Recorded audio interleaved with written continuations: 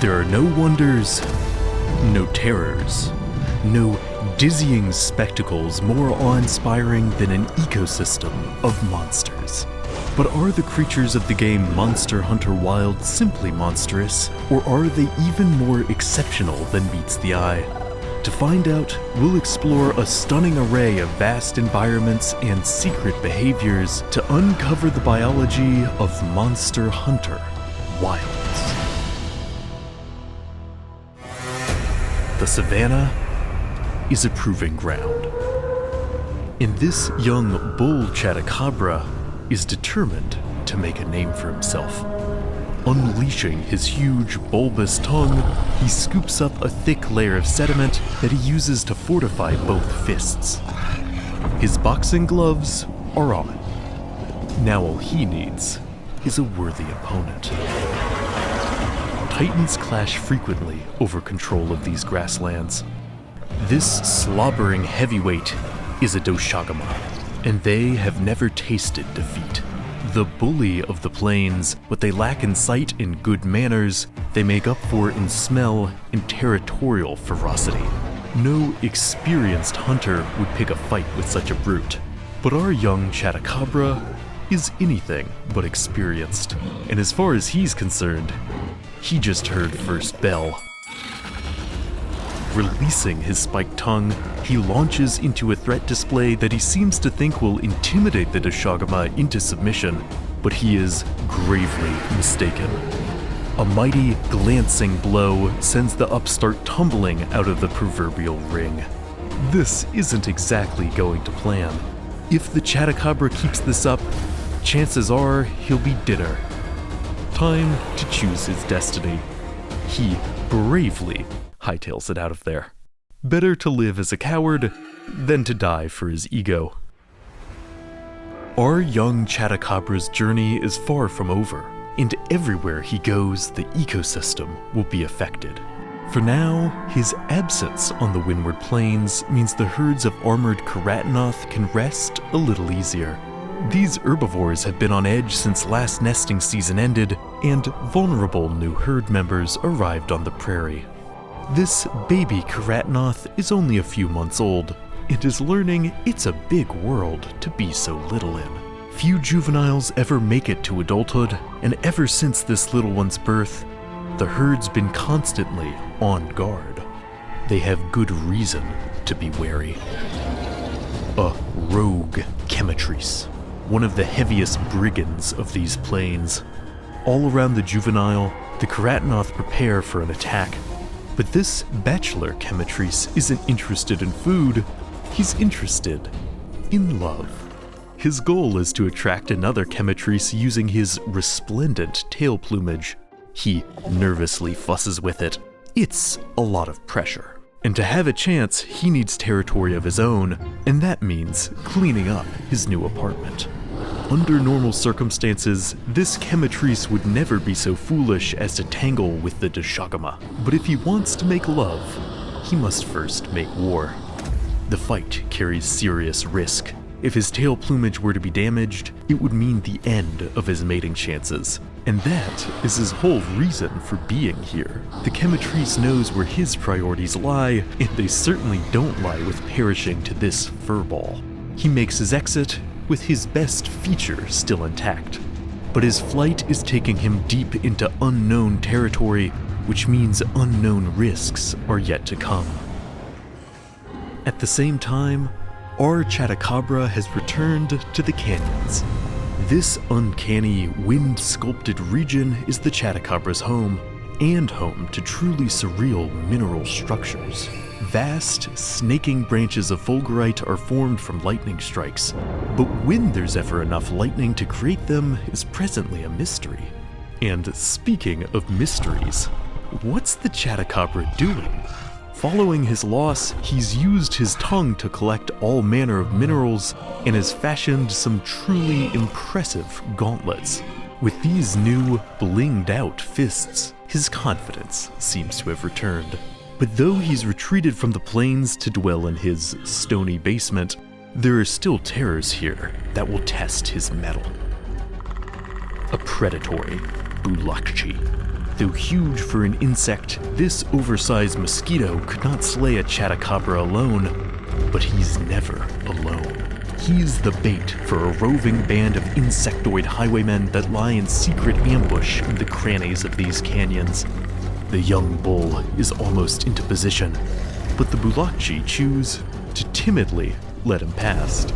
Perhaps it's because of his new gauntlets, or perhaps it's because he's over 4 times their size, but in any case, our Chatacabra appears ready to brave some fresh territory, and he's found an extreme new proving ground. The northern desert is a death zone, and it's not just the heat you have to watch out for. Swimming through the dunes, a serpentine Balahara. Seldom seen above the surface, the Balahara is a living drill. Their hideous maw of retractable teeth is the perfect tool for sifting through sandy particulates, and this particular Balahara has become an expert at building sand traps. Underneath the desert are unstable caverns prone to perilous cave-ins, yet this devious hunter has turned these perils to their advantage. A trap is laid. If our Chatacabra steps upon the loose sand, they'll fall a lethal distance into the caves below. But the Balahara has its sights on something a little bigger. A lone, desert-dwelling Chemetries springs the trap, and at the center of the whirlpool, the Balahara is waiting to drag it under. There is nothing more sinuously lethal in this desert. Yet the desert alone can be lethal, especially if you're an amphibian. A few days into his trek, the Chatacabra's permeable skin has lost a dangerous amount of moisture. If he doesn't find water soon, he'll be carrion for local scavengers. A winged Baunos circles overhead. She has survived this dry expanse all her life, reaching an advanced age most Baunos never attain. Yet now there are 2 younger scavengers in her territory, and she must fight to keep up. But she's spotted our panting Chatacabra before the whippersnappers, and if he falls to the heat, he'll make a fine meal indeed. The anticipation is palpable. There are oases in this desert, but it doesn't seem like the Chatacabra will reach one any minute now. Yet with the last of his strength, the Chatacabra clears the final dune and takes his first desperate sip of cool water in days. Oh, yeah, that's the good stuff. The Baunos is understandably disappointed. Ah well, there will be other opportunities. A pair of bite-sized track-tail lizards sneak across the hot sand. The perfect tiny snack for a hunter, were it not for 2 big problems. The first being that track-tails are always on the lookout. Using their tails as leverage, they can become living watchtowers at a moment's notice, and ingeniously, their tail shape leaves decoy footprints in the sand pointed in the opposite direction.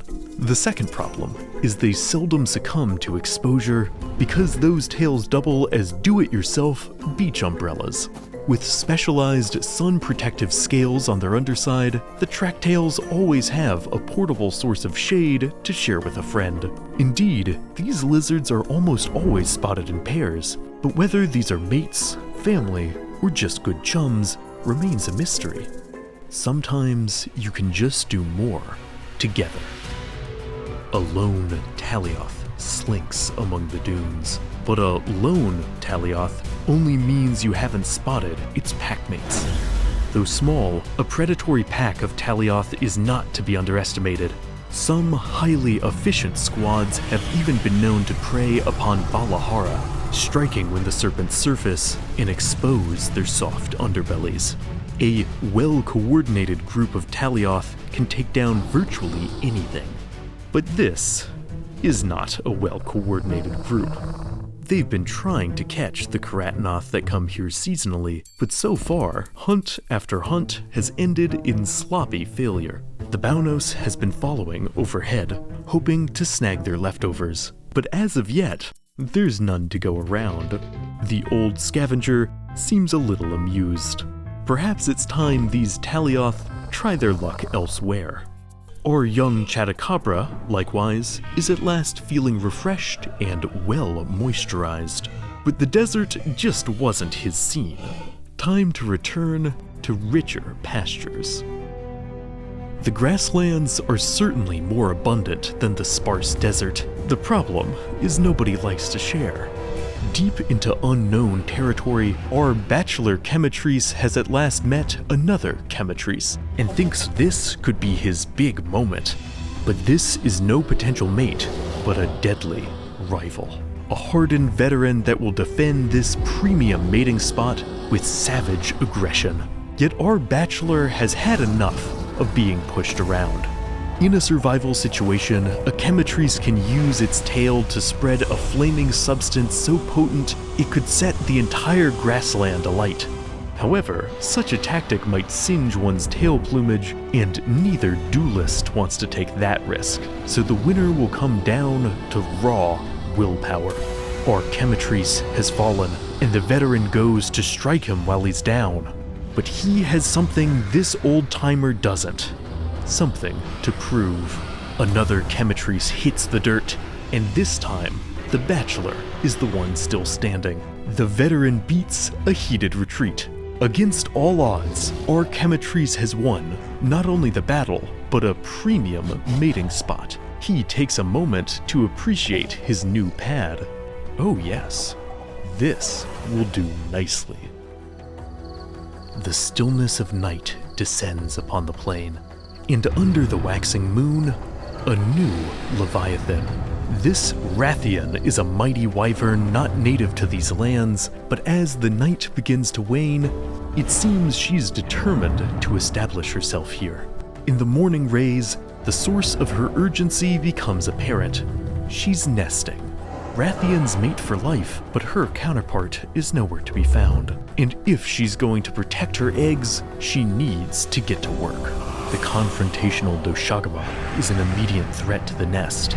Yet for the first time in its dictatorial reign, the Doshagama ends up on the receiving end of a pommeling. It should have simply kept its distance. The would-be bully slumps away in surrender. In just a few short hours, the Rathian's presence has drastically shaken up the hierarchy of the plains, but it's quite possible this touring monarch will prove a more peaceable ruler than the old Doshagama tyrant. A new day brings a new sense of calm. The Chatacabra has returned, and for once isn't starting fights. The largest Karatnoth herd has also returned from their desert sabbatical and seems to bask in the novel tranquility. But the Karatnoth have been followed. The Talioth pack, too, has come here in search of smaller herds and easier targets. It was a long commute, and they're feeling peckish. The leader gives the signal. It's go time. But the rest of the pack is not falling into proper formation.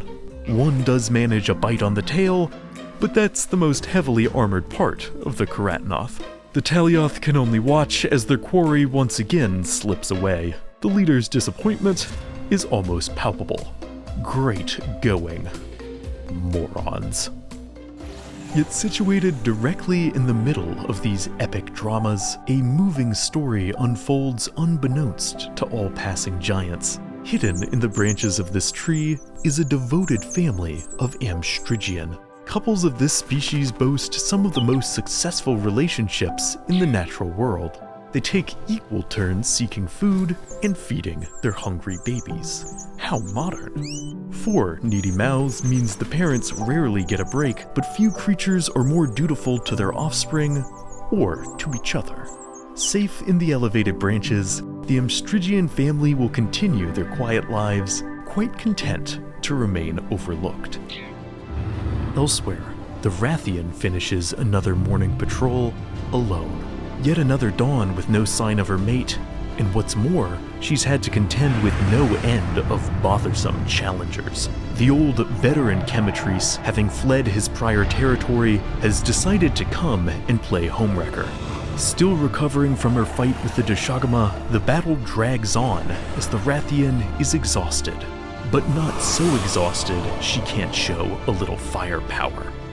A decisive victory means the nest is safe for another day.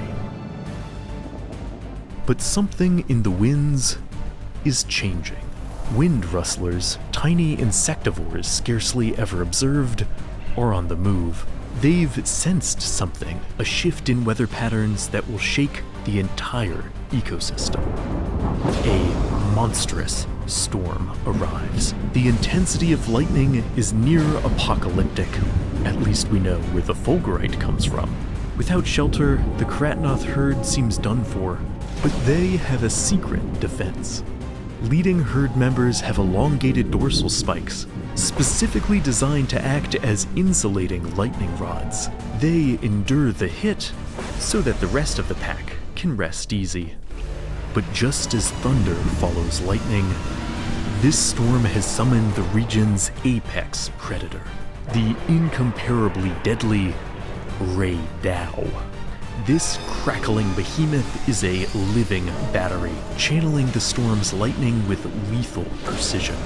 Its specialized horns are the focal point of its absorbed energy, amplifying its thunderous potential like a biological railgun.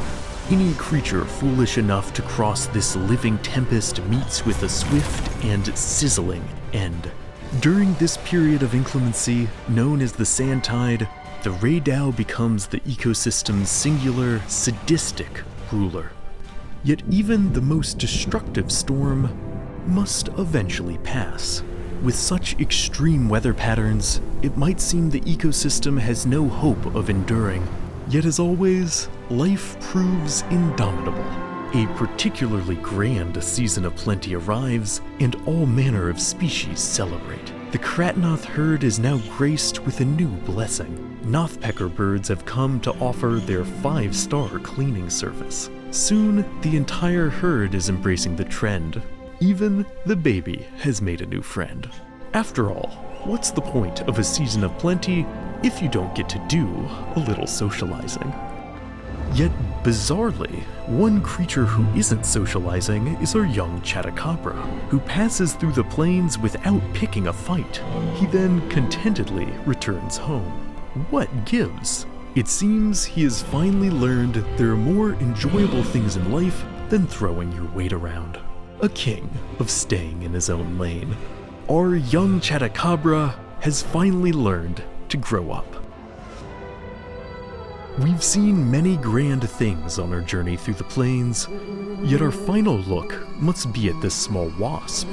Carefully shifting its forelimbs, this vigor wasp gathers up a glob of nectar that, using surface tension, it will transport far and wide, and as consequence, spread renewing pollen to all corners of this land, and to lands beyond. For far to the northeast, the unique and mysterious life of the Scarlet Forest beckons. But filming an ecosystem of monsters alone is challenging work. So first, I need to rest. And fortunately, there's a village at the plain's edge where I can recuperate, and it has its own remarkable secrets. A baby sacred. These melon-sized infants wander freely through this town. As juveniles, they have no particular function besides being adorable. Yet adult sacred are essential transportation for the people of this village. Fast, clever, and loyal, they're the ideal way to get around. And though not technically in our budget, I decide to acquire one. This should make filming the next region much more palatable.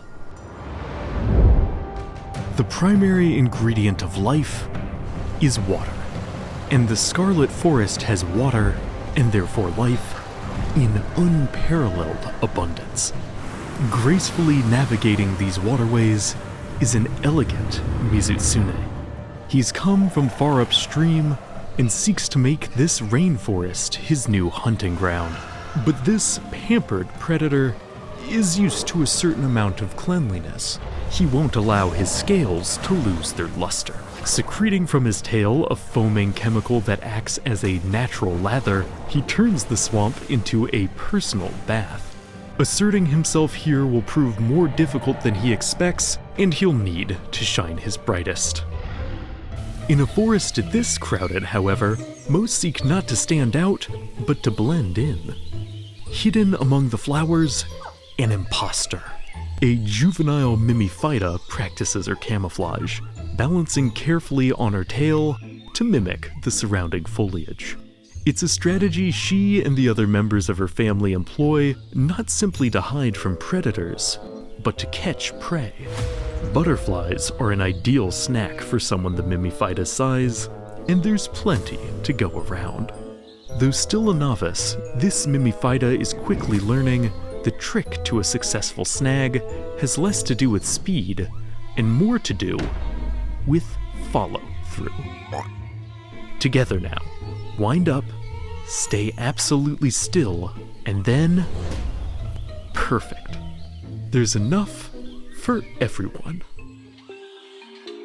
With an ecosystem this vibrant, competition is naturally more spirited, and few are as boisterously competitive as the Congalala. This well-fed male is on a mission.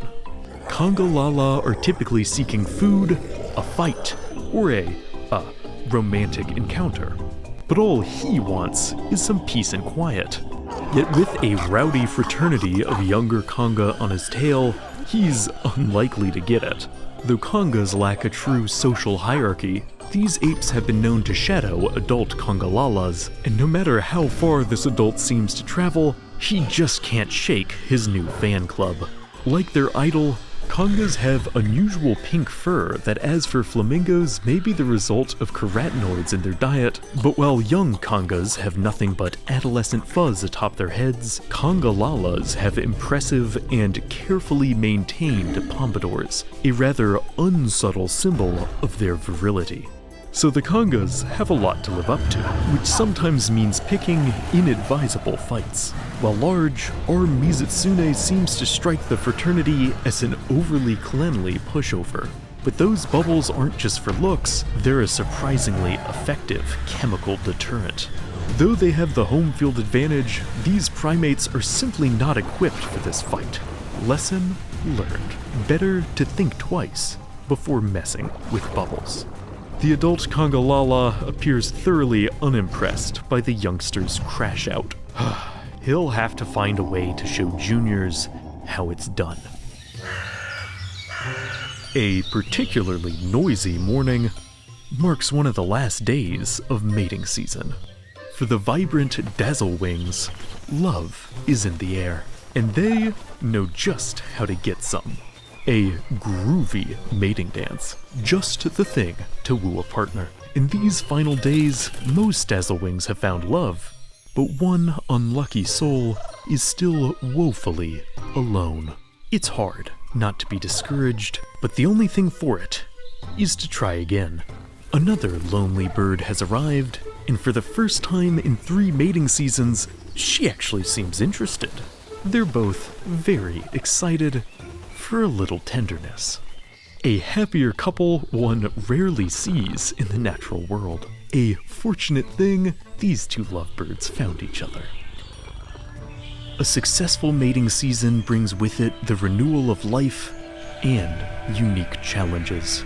This herd of bipedal Dalthodon has a new member, their only surviving baby.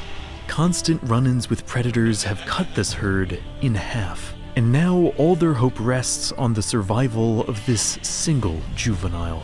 Their rectangular pupils give the Dalthodon a wide field of vision to spot dangers, and they become experts at assuming tight formation. But with so few adults remaining, covering all sides has become impossible. This baby's chances are slim indeed. Grim experience has taught the herd to avoid rivers and stick to puddles for drinking water, but eventually, their thirst becomes too great. They have to chance it. And these waterways are home to an assassin. Agagios has spotted the herd. She knows these currents well and knows how to stay silent. All she needs is an opening. Gagios typically target the young, but with a herd this small, she can think a little bigger. It's over in an instant. This will keep her fed for some time. For the herd, the baby's survival is the only solace. To the victor, the spoils. Or so it typically goes, but the irritable Congalala has arrived and feels this quarry belongs to him. It's hardly fair, but fighting is just not worth the trouble. You win some, you lose some. Even in a forest this abundant, there is scarcity. Leaf lugger ants must work tirelessly to gather enough foliage to support the nest. Giant fly traps must remain perfectly fragrant to ensnare ample prey. But why work hard when you could instead be extremely annoying? A delinquent flock of Yian-Kut-Ku have rolled into the forest, and these out-of-towners waste no time raising a ruckus. The Kut-Ku are among the smaller wyvern species, but can still puke up fire, which means a full Kut-Ku squadron is more than up to their pastime of harassing anything that moves. This includes the forest's other interloper, our Mizutsune. But the Mizutsune invaded this ecosystem first and isn't keen on sharing the spotlight with these ill-mannered knockoffs. The message is clear. This forest is his performing stage, not theirs. The Yian-Kut-Ku retreat to a nest they've established in the high reaches of the north, a place home not just to themselves, but to an unfolding mystery. There are ruins here, seemingly human-made, that are far more advanced than any other kingdom in this world. These remnants seem to be the edifice from which the entire ecosystem grows, but what's their purpose, and who could have possibly built them? It's a question we'll have to stay vigilant to get to the bottom of. The Kut-Ku are of course oblivious to the secret, only crashing here because it's ideal nesting terrain. But they're not the only thing who's nesting. Today, the waters of the forest literally run red, and crimson filaments entomb the branches. It's a startling thing to see one's home transformed so quickly. The violent new river coloration is in fact the product of hemorrhaging tree sap, as the forest withers during this season of fallow. But the true source of the filaments is the nesting behavior of something considerably more dangerous. At the heart of the web is a monstrous weaver, a particularly well-organized Lalabarina. She's a hunter, but doesn't catch prey like your average predator. Instead, she prefers to stun and stash prey in her pantry for later. It's an ingenious system. But this method relies on stealth, and sometimes that just isn't an option. All the way from the plains, a brute Doshagama has invaded her territory, and they plan on feasting. Yet the Lalabarina is no pushover. And if her stinger doesn't take out the threat, the Lalabarina is an expert at the pirouette. At a moment's notice, she can leap into a spectacular yet deadly dance. And even that isn't truly her greatest weapon. Her abdomen unfurling to reveal a rose-like arrangement of bristles, she quickly launches a bombardment of floret-like bristles into the air that through a neurotoxic agent cause instant paralysis. The Barina is a jack of all deadly trades, one only the most foolish would seek to cross. But just downstream, a crew of Purigils are preparing to do exactly that. These sidewinding, serpentine rustlers have a reputation for jumping prey far bigger than they are, and they've just caught the Lalabarina's scent. And it smells like lunchtime. The target approaches, seemingly oblivious. Now is the time to strike. But the problem with instant paralysis is that it's pretty darn instantaneous. The Purigils have the numbers advantage, but ultimately, all that amounts to is more bodies in the water. The river now runs red with more than just sap. Night falls and feels darker than usual. Yet in the deepest cave, a light. Smoke shroud geckos, whose bioluminescence can pierce even the deepest gloom. Likewise, a morning sun soon rises to again illuminate clear, blue waters. And that is far from the greatest change. A kingly Rathalos has arrived, and is in all likelihood the long-lost mate of the Rathian of the Plains. But what on earth is he doing here, so far from the nest and his other half? Trying as it may be, such royal couples are known to maintain territories so large they encompass multiple ecosystems.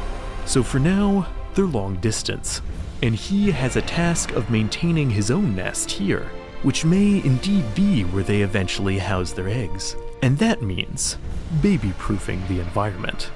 The Conga fraternity are always up for some fisticuffs, despite their obvious difference in might. It goes about as well as you'd expect. Even the adult Congalala gets dragged into this one, much to his displeasure. Size is one thing, but when your opponent can breathe fire, it feels a bit like cheating.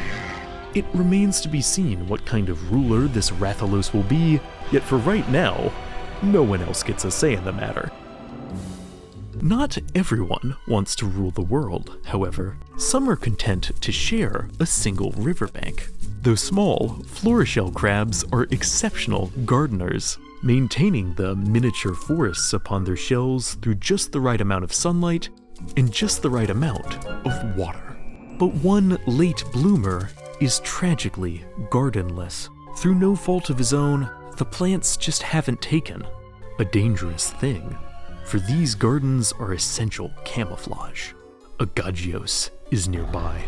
Our crab spots it first and quickly buries himself. A good defense, if you have a floral bonnet. The other crabs take the hint, but their gardens mean they're much better hidden than he is. The bare-backed crustacean buries himself a little deeper, which will hopefully make the difference. Yet the Gagios doesn't seem all that hungry for crab legs. Our late bloomer crab has beaten the odds, which means one day he might get his garden after all. Patience can be a virtue here in the forest. Fed up with fighting, the adult Congalala has sniffed out a truly golden treasure, a massive beehive dripping with honey. He can eat his fill with only a few stings to show for it, as can the lucky Congas, who for once are too full to be a headache. The troop gorges themselves so heavily, it looks less like a food coma and more like a massacre. But the Congalala has earned this. Peace and quiet at last. Yet not everyone has achieved the same work-life balance. It was only a matter of time before the Type A Rathalos and Mizutsune butted heads over who gets to control the ecosystem. In a normal fight, the Rathalos' wings would keep it in the air, but these trees mean he can't keep his distance. Fine. Time to move in close. The Mizutsune may be a lord of water, but he isn't fireproof. In the end, it was an impressive fight for both titans, but the Mizutsune's territorial claims aren't worth permanent disfigurement. He continues downriver, his shiny scales still mostly unblemished. For now, the Rathalos is king, but all rains come to an end, and storm clouds are gathering. In just a few short days, the forest is overflowing. Flash floods like this one completely transform the ecosystem. New types of fish now swim freely among the roots. Everywhere, animals are running for cover. This cataclysmic deluge, known as the downpour, strikes with force equivalent to the sand tide of the plains. Those that cannot find shelter are going to have an unpleasant time toughing it out. But the downpour does not only bring hundreds of tons of water, it also brings hundreds of tons of predator. This lumbering supergiant is the Uth-Duna, the true apex hunter of the jungle. The Uth-Duna prefers to traverse its kingdom when water levels are high, both to help support its weight and because by combining water with the natural secretions that gather on its flag-like fins, the Uth-Duna shrouds itself in a kind of protective veil. For this Leviathan is no stranger to conflict, and maintains its status as kingpin by literally throwing its weight around. Despite its bulk, the Uth-Duna can move with remarkable speed, and once it gets in close, all it truly has to do is sit on the opposition. and if truly pushed to it, the Uthduna will leap into the air and then, well, fall back down. When you're as hefty as the Uthduna, you can let gravity do most of your work for you. When this living barge steers through the flooded forest, the food web is more or less flattened beneath it. But the Uthduna, like the rains, will not cast their shadow forever. Eventually, the downpour calms, and the freshly watered forest blooms with renewed grandeur. This cycle of heavy rainfall and rebirth is a key component for all who make their lives here, no matter their size. Yet these flood cycles are so consistent, it's impossible they're simply a natural event. Like the advanced human-made structures, there are deeper mysteries to this world. Mysteries that shall be unveiled in the Oil Well Basin, a volcanic, subterranean ecosystem to the west that houses more extreme life forms than any seen so far. But first, the forest holds one final secret. While looking for a place to rest, your faithful cameraman/narrator discovered a new form of civilization thriving atop the bones of the old. A society of Wudwuds. These fully sapient creatures appear to have convergently evolved alongside similar lines to humans, becoming bipedal tool users with a unique language and rich culture. They are highly efficient at surviving in this ecosystem, living in ruins safely elevated above the treetops, and getting all their food from hunter-gathering in the wilds below. They've agreed to let me stay a night in their communal sleep space, although one could likely spend a lifetime studying the intricacies of this parallel civilization. For now, however, I am simply grateful for a roof to rest under, before our perilous journey continues. Volcanic forces are the sizzling lifeblood of the world. In the varied caverns of the Oil Well Basin, where water and sunlight are scarce, an entire ecosystem thrives on such geothermal energy. However, adapting to life underground is not without its consequences. This Rompopolo is a very, unique-looking life form that one can tell does not live much of its life in daylight. Most at home in the basin's subterranean oil lakes, the Rompopolo is actually a kind of wyvern, though eons spent in darkness have intensely transformed it. And this particular surly teen has had a very challenging go of it. When fire-breathing wyverns invade from the surface, they tend to push him around. But while unable to return fire, as it were, the Rompopolo is not entirely defenseless. Stabbing his tail into the ground, he pumps gas into the earth from swollen bladders along his body, which explodes forth with camera-destroying power. And if this fails, the Rompopolo sprays noxious fumes from the end of its tongue, weakening opponents. Nevertheless, this Rompopolo always seems to be the one pushed around, never the one doing the pushing. After sustaining heavy damage, his punctured gas sacs make him look a little deflated. Perhaps his courage lies elsewhere in the tunnels. Some of the upper reaches of the Oil Well Caverns seem to be the calcified remains of ancient machinery. This has significant implications for both the lost civilization mystery and for the species that call this region home. Quite comfortably situated atop these encrusted ruins is a flock of Harpios. These brightly colored scavengers are easily identifiable thanks to the large horn protruding from their heads, a horn that can be easily flipped forwards to spear prey, or, when no longer needed, elegantly retracted. And these biological butcher knives are put to good use, because for a Harpios, this unique region is an all-you-can-eat buffet. Pipes once pumped oil from this very basin, and while the plumbing has decayed, the oil still bubbles. And these Harpios have learned all that extra heat attracts the most delicious scroungers. A nitrotoad is an amphibian drawn to hot, chemically rich environments. Vigor mantle bugs also prefer to make their home here, as these insects feed upon photosynthetic plant matter carried upon their backs, and this is one of the only regions in the basin that receives near constant sunlight.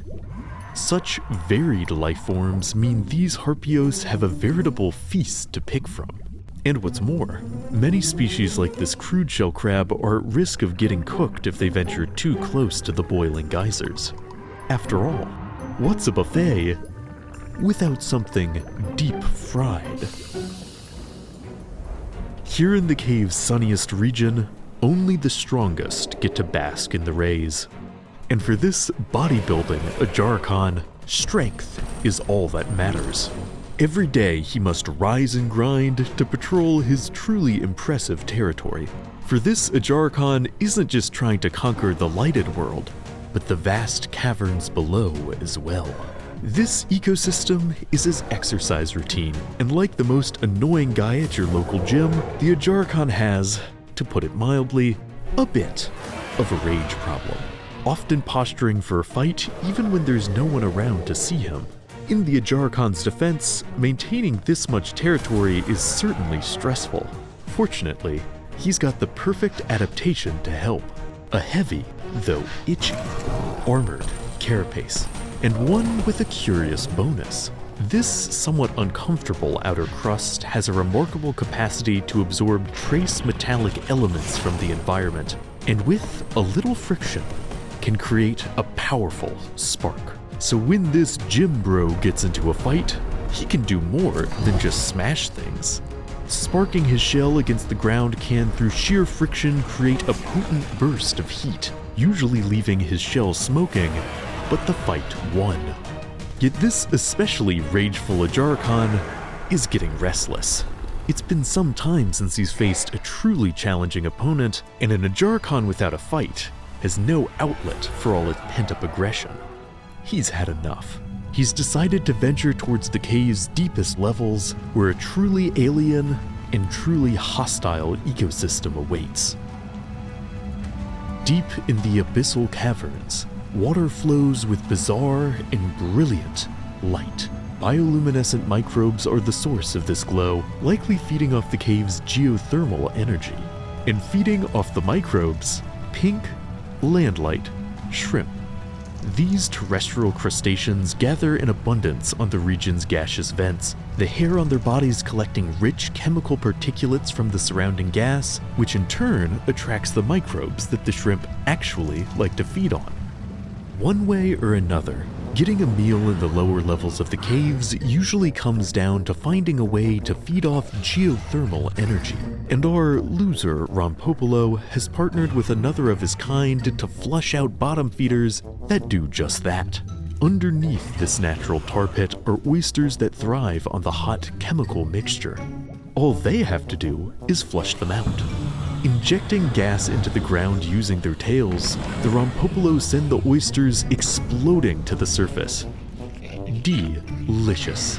And when gas is too much hassle, the Rompopolo can simply use its spade-like claws to dig up breakfast.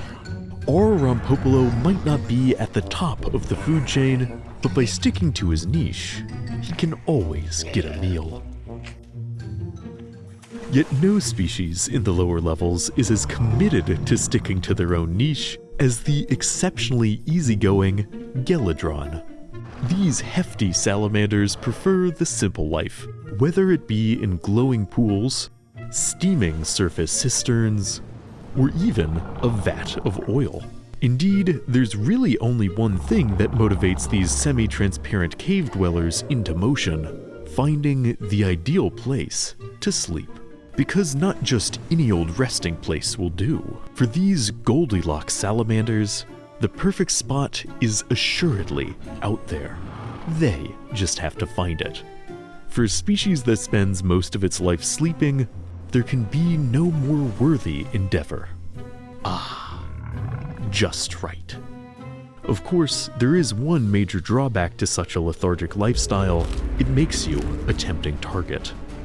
The horrifying Kyrannadath. These vicious poachers have specialized heads that look as if they've been vivisected. In truth, these heads fold inwards, becoming hammer-like instruments of blunt force, a particularly sickening way of dispatching prey. and the Kyranidath have no qualms about ambushing the relatively defenseless Geladron. If anything, it's their favorite pastime. This feeding frenzy will not last. Soon, they'll be hungry again. But out on the surface to hunt Geladron, the packs found something even better. The adolescent Rompopolo. Why settle for a small target when a big one seems ripe for the taking? Yet remarkably, our outcast Rompopolo is putting up a serious fight, using his tail to take the pack out with precision accuracy. The Kyranidath won't be bothering anyone anymore, and hopefully our Rompopolo got a much-needed confidence boost. Other denizens of the caverns, however, are already brimming with overconfidence. Every deck has its wild card, and for the basin, that card is certainly the Gypceros.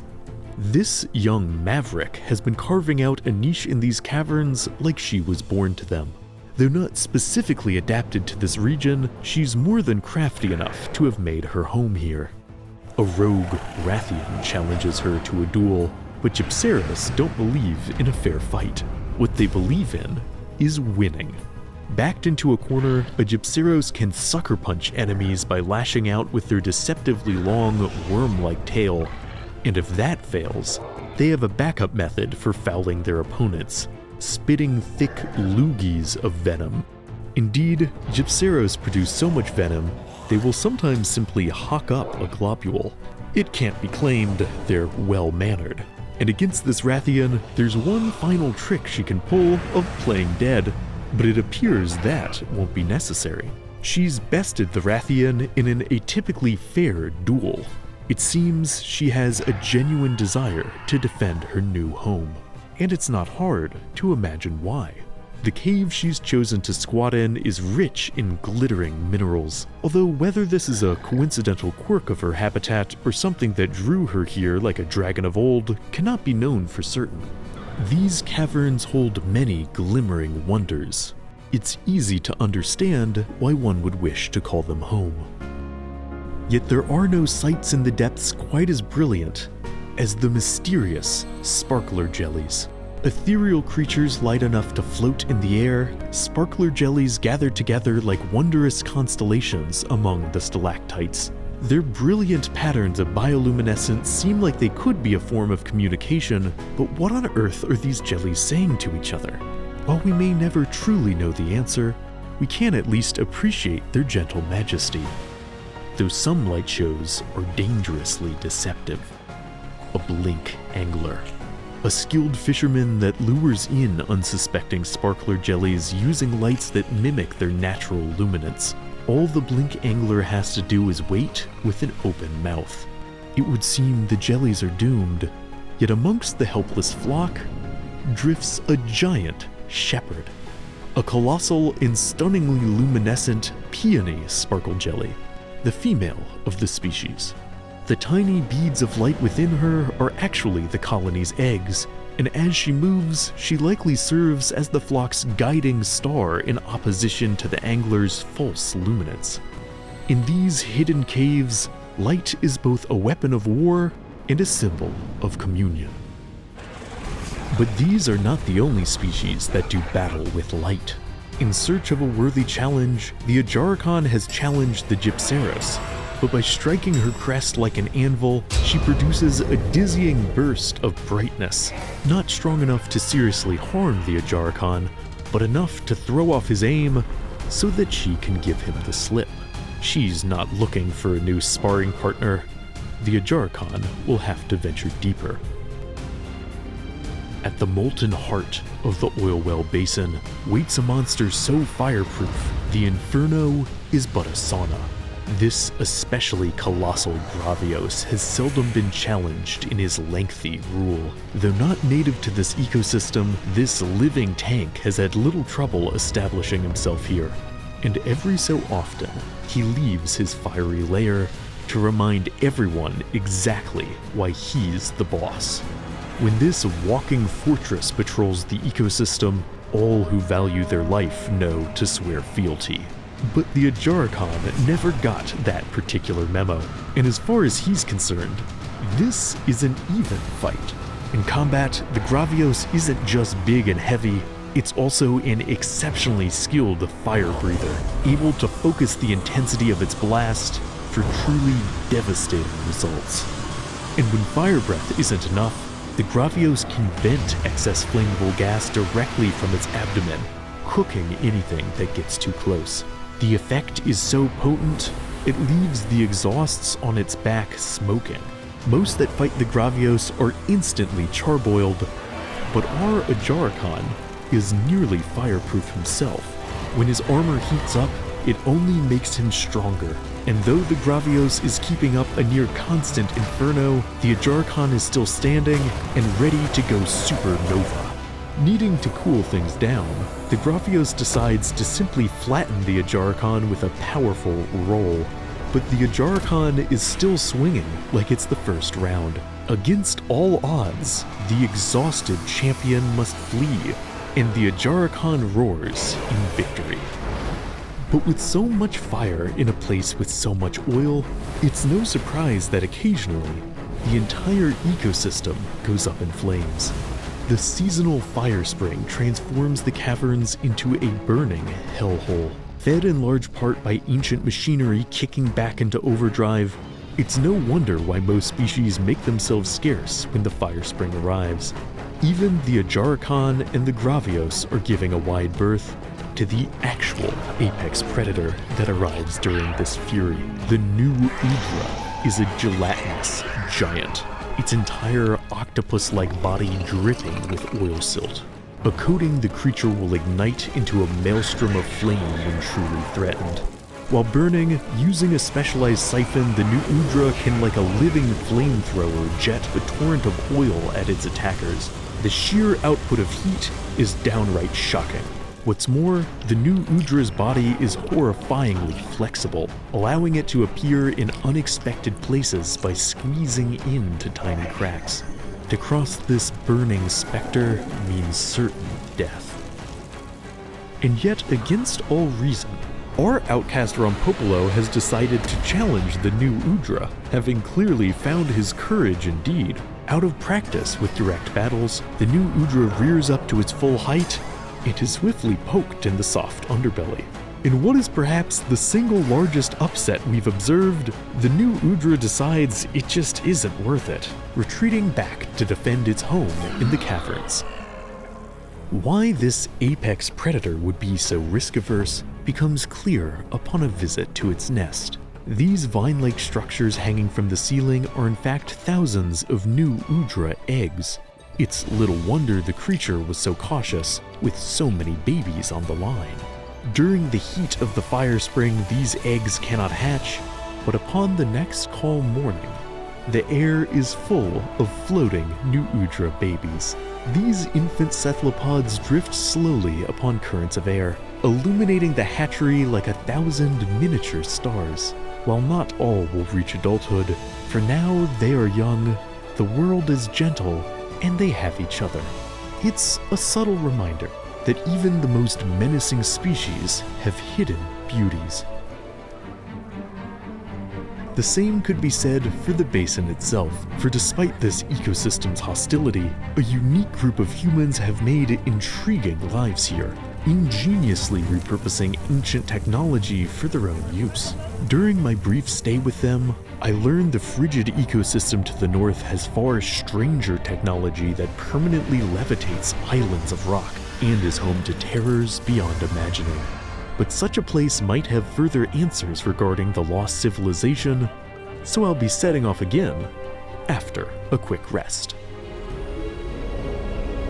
A land of frost and ice may seem completely uninhabitable, especially if that land is built atop precarious, floating ruins. Yet even in the face of impossibility, life finds astonishing new avenues of adaptation. Gliding through this vertical ecosystem is an agile Hirabami, using wind-catching membranes on her neck to gain sufficient lift. While exceptional gliders, the Hirabami cannot actually fly, which means that every leap between islands is an extraordinary leap of faith. Yet this Hirabami knows exactly which island to go to find food, or glacial fresh water. There's no better way to navigate these islands. The skies belong to the Hirabami. Yet in terms of sheer numbers, the ground of these ice shard cliffs belong to the Rathma. These horned herbivores typically travel in large herds, but something has thinned this group out. They are being systematically hunted by a pack of carnivorous polar monkeys. Two smaller blangos have partnered up with an alpha blanganga to trail the Rathma with cold efficiency. In a fight, they're brutal, the blanganga quick to go on the offensive, able to unleash a natural coolant in their breath to wreak frost-bitten havoc upon prey. These are not the pottering Congalala of the Scarlet Forest. A blanganga unit is efficient and merciless.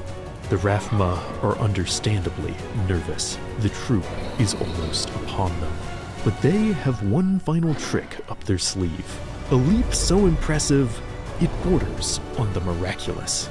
Their pursuers can't follow. Yet one Rathma has stayed behind to give the troop a taste of their own medicine. This Rathma's horn has a powerful electric charge with a serious sting. It may be some time before the herd is bothered again.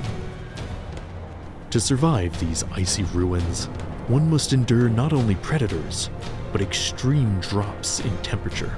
The unsettling Kamachi cling to life by staying sheltered and feeding on warm bodies. Yet what's perhaps most worrying about the Kamachi is the very fact that an insect can survive here. It's enough to make one wonder, what else might have found a way to adapt?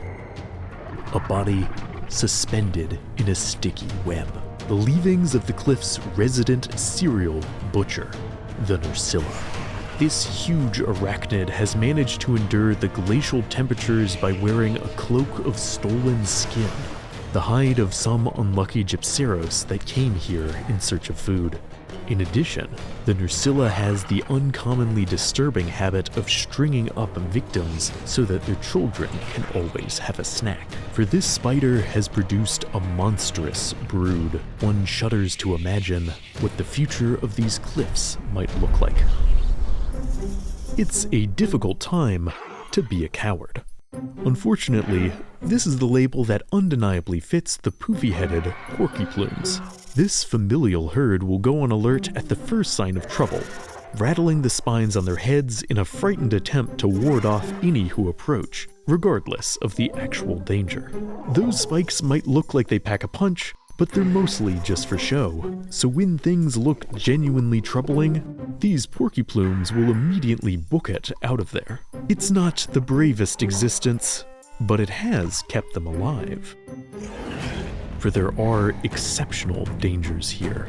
The leader of the Blangos has been acting even more aggressively than usual.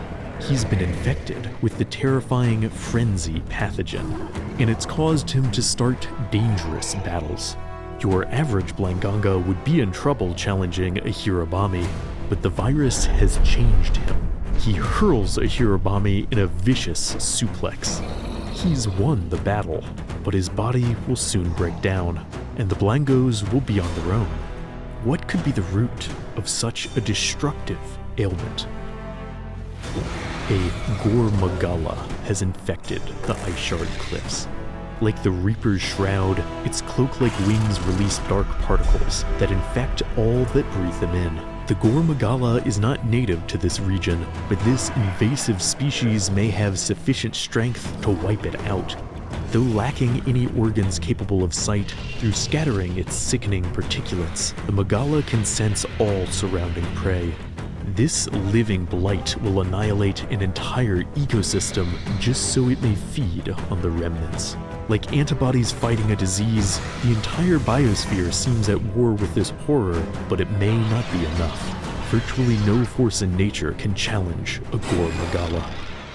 Yet as an interloper, the Magala is not the true apex of this ecosystem, and the unparalleled Jin Dahad has come to refresh the Magala's memory. This titanic biological embodiment of cold comes at the peak of the Frostwind storms, its entire body a system of ridge-like cooling organs able to produce icy discharge. But these organs serve as more than just aura-enhancing fog machines. They also allow the Jindahad to unleash explosive bursts of coolant, without its body becoming under or overheated. It's so effective at regulating temperature, it can even use frost to stick to walls. It is the storm. And upon the Jindahad's arrival, the Gormagala is suddenly nowhere to be found. It would seem a savior can come in many forms. The sun rises on an ecosystem saved from annihilation, but we're still no closer to learning the truth of these ruins.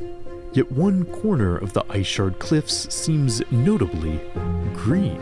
Visible only on clear days, these peaks of accord are a remarkable oasis of warmth and hide a spectacular paradise, the impossible sanctuary of Suja. Here, mysterious beings relax in the dappled sunlight, the land providing everything they need.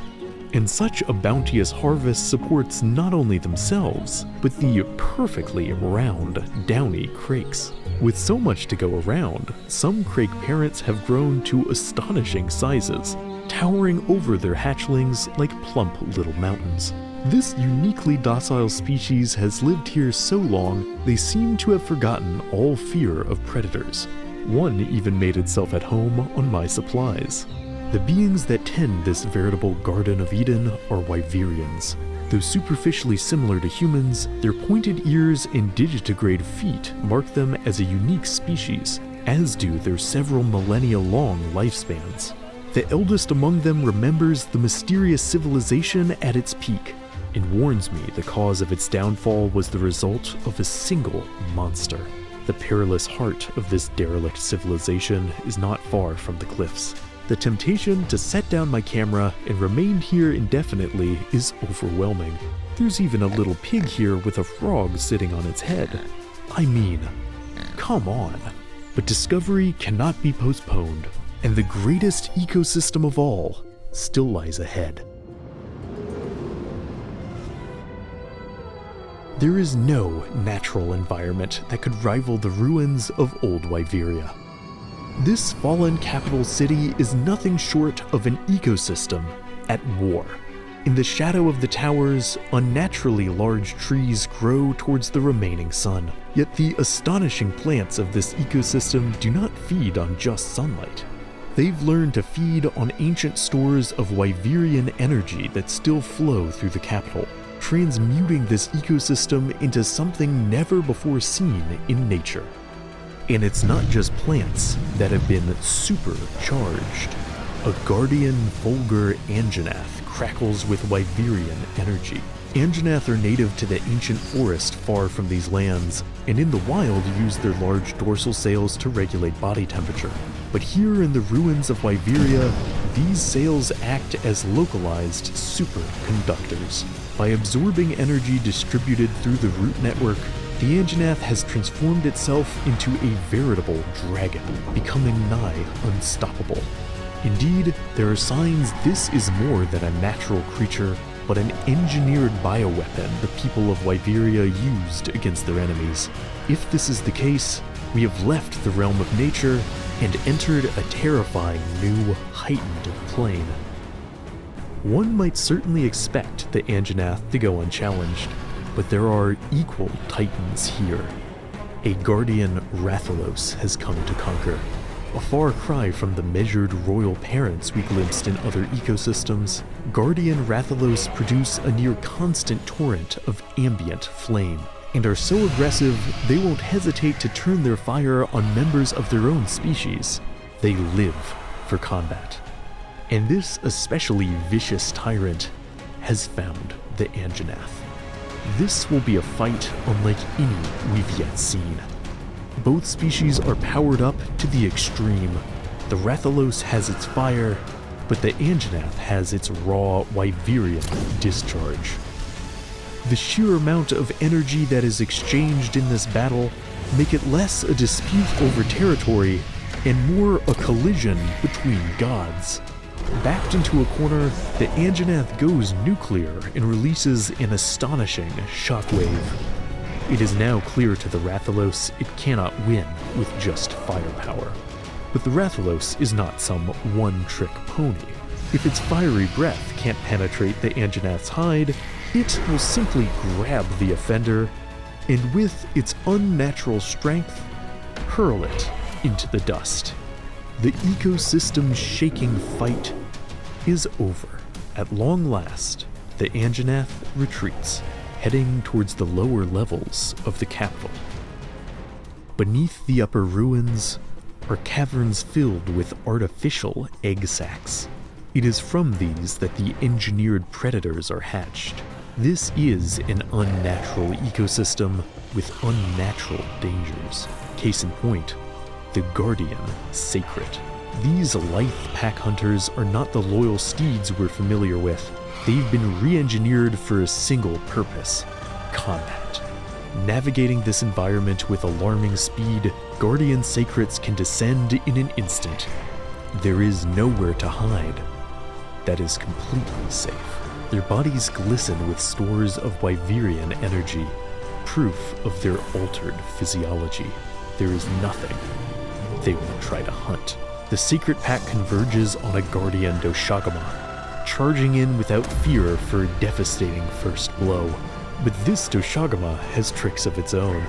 Its body too can channel bursts of Wyverian energy, enough to give the unsuspecting Sacred more than they bargained for. Sacred have their own form of unnatural discharge, but next to the Doshagama, it just isn't going to cut it. Even the most synchronized group should know its limits. With an ecosystem this overflowing with energy, clashes are inevitable. At night, the sheer abundance of energy becomes apparent when plants emit a luminous display. Each leaf is emitting so much dazzling light, it would be hopelessly wasteful in an ordinary ecosystem. But fueled by the seemingly limitless supply of Wyverian power, there is no need for plants to hold back. In the dimness, one can see the very roots pulsing with quiet vitality. It's no wonder this land breeds giants. Well, mostly giants. These tiny gawkies have the same survival strategy of the Mimifita in the Scarlet Forest, staying alive by balancing on their tails and staying perfectly quiet. At dawn, they can be seen creeping about, proof that not everyone in Wyveria is a Goliath. Then again, Goliath is a relative term. This guardian ebony Odogaron isn't quite as large as the other colossi that roam here, but that still hardly means it's on the small side for most ecosystems. And with a steady diet of Wyverian energy, the Odogaron can punch well above its weight class. The Anjanath is bigger and more volatile than this new challenger, but the Odogaron's precision is not to be trifled with. It wins the day. Not a bad performance for a relative featherweight.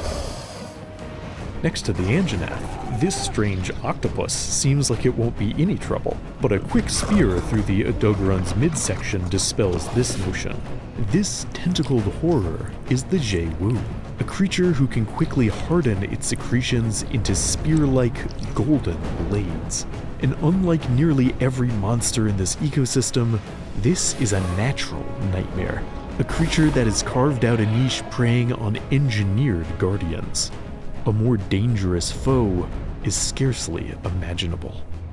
Yet the Jay-Wu is not the monster that caused Wyveria's fall.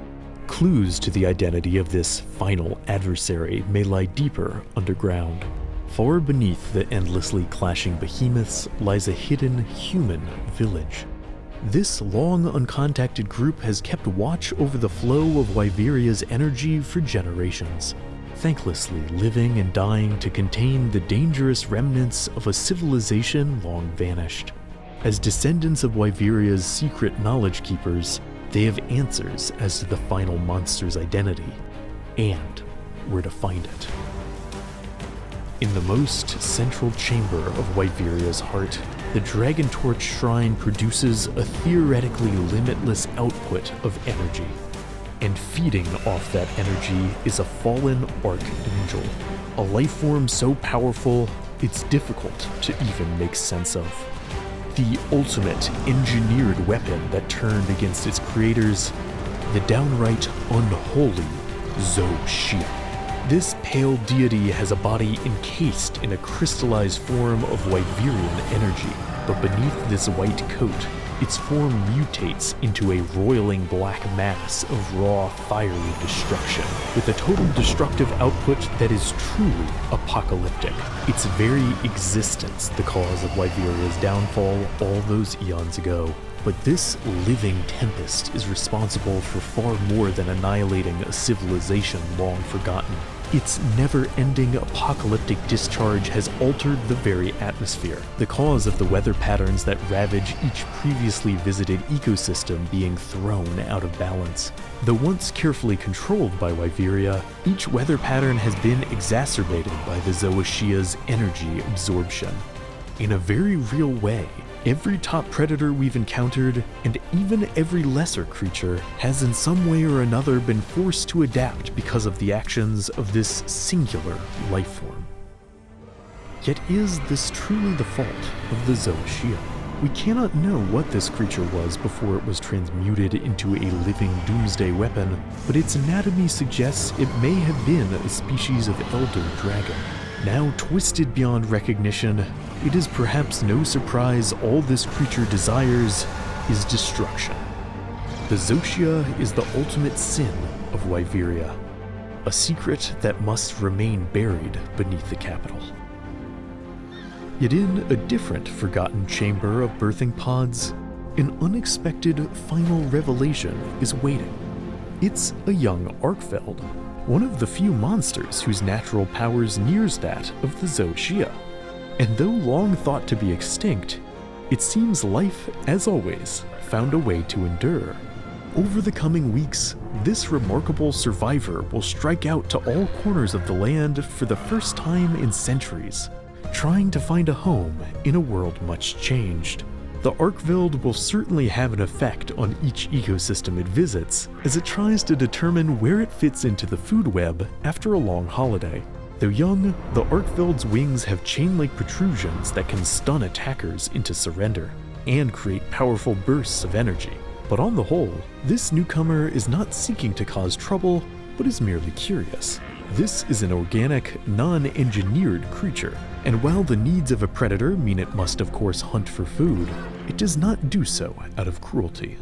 Many new experiences await this newborn Arkfeld, as it discovers that some species will try and take you on no matter how blatantly obvious the size differential. Unsurprisingly, this will once again not be a successful hunt for our old friends the Talioth. As to the Arkfeld, their teeth are only a light tickle, but it does seem they've finally gotten the hang of attacking in a group. The Arkveld's reintroduction will change all ecosystems in extraordinary new ways. Many old friends will have to shift their patterns to avoid it, or get a lesson in humility. The Arkveld may be a monster, but in the end, what truly is a monster? After all we've observed, can we say that even the most vicious monster is only a villain, only a terror? Or do all creatures, regardless of their monstrous status, have something profound to offer their environment? It's a question I ponder as I film a final sunrise in a hidden valley in the Suja Peaks.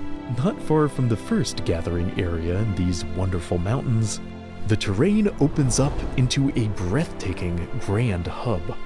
This region is no less abundant than the bordering village, and is a gathering place where researchers and explorers of all stripes come to trade their knowledge. It's a fitting place to reflect on the mysteries of this land, for the very valley is formed from the remains of an unidentified colossal skeleton, a creature that in life must have been so large it may have been the single most titanic thing to have ever walked this world. Its presence here is proof that no matter how many mysteries one solves, there will always be others. We've learned more about the hidden intricacies of this world than one might think possible, ventured from the most arid desert to the most teeming jungle, the deepest caves to the coldest heights, and even glimpsed an ecosystem that goes beyond the natural world. And yet there's always more out there, waiting to be explored. But for now, we can rest with certainty that even in an ecosystem of monsters, life is always more than meets the eye.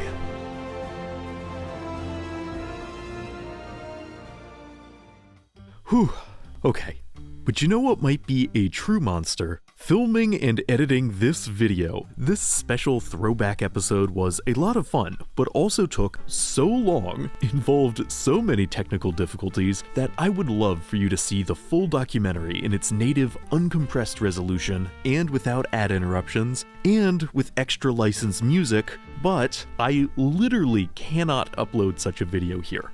On Nebula, however, it's waiting for you right now, and so are multiple exclusive videos I'm very proud of, and regular Curious Archive episodes, but all dropping 24 hours early, and again, completely ad-free. Everyone likes free stuff. Nebula isn't free, but it is $3 a month if you use my link on screen or in the description to get 40% off an annual sign-up.